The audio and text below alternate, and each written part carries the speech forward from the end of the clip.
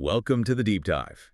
Today, we're tuning into something truly cosmic, something different, the universe's most dramatic events, but not through telescopes. Yeah. We're talking about ripples in space-time itself. Imagine, like, two massive black holes colliding out there. It doesn't just make light, it sends out these tremors, actual waves, through the fabric of space and time. Exactly. And for the longest time, these gravitational waves were just, well, theory. Something in Einstein's equations. Right, just math on a page.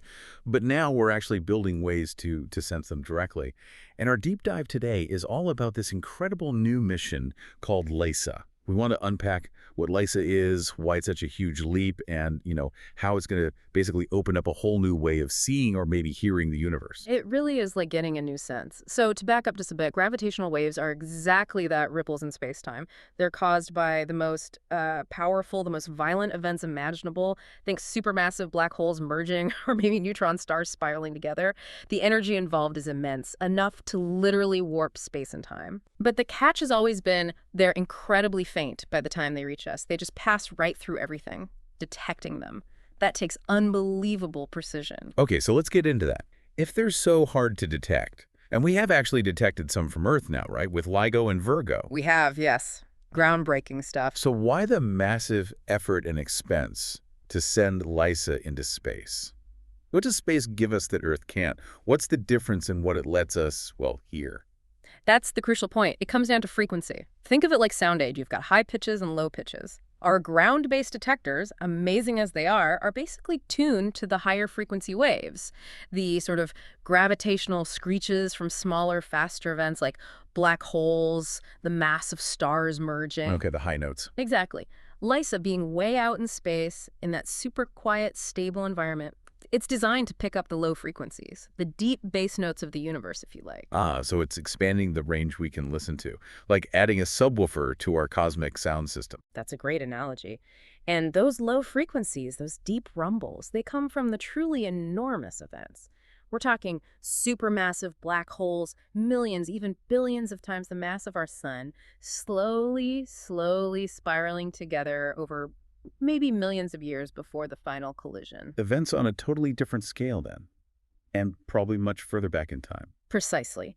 Capturing these low-frequency waves lets us probe events much further back, events involving these colossal objects that shaped the early universe.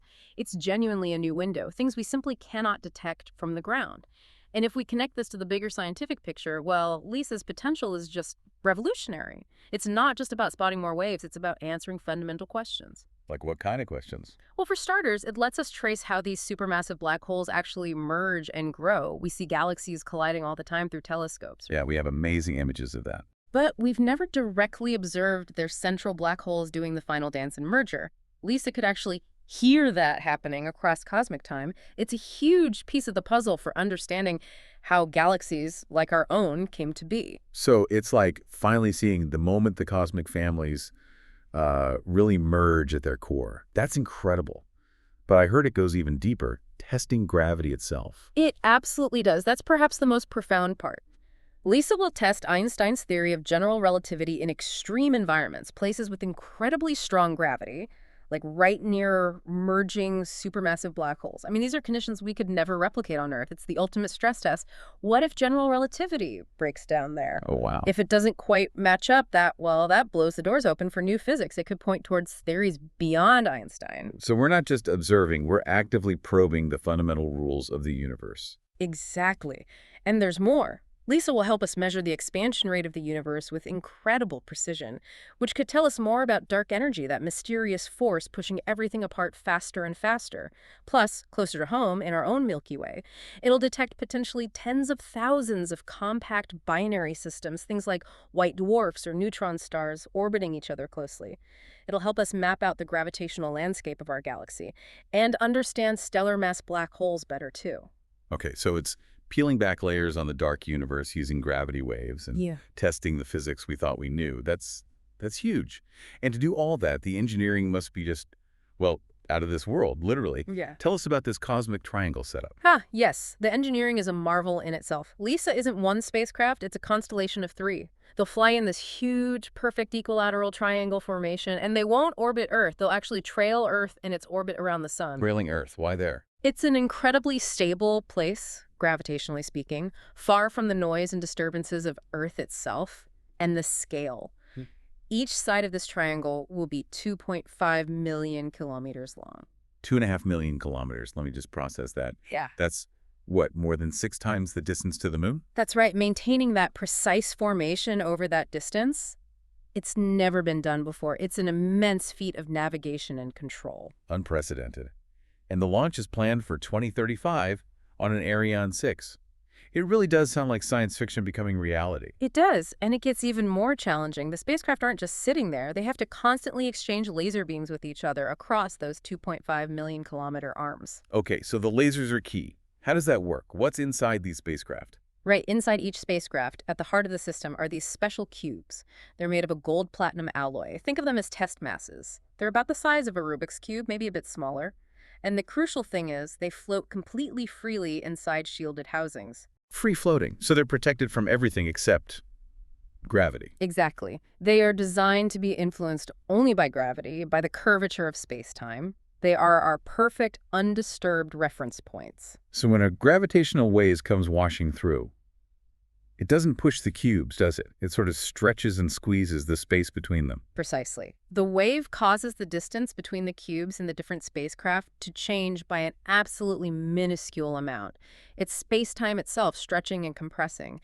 And detecting that tiny change is where the lasers come in. That's the laser interferometer part of laser interferometer space antenna. Interferometry, that's about comparing light waves. Yes. They shoot incredibly stable laser beams back and forth between the spacecraft. When the beams meet back up, they create an interference pattern.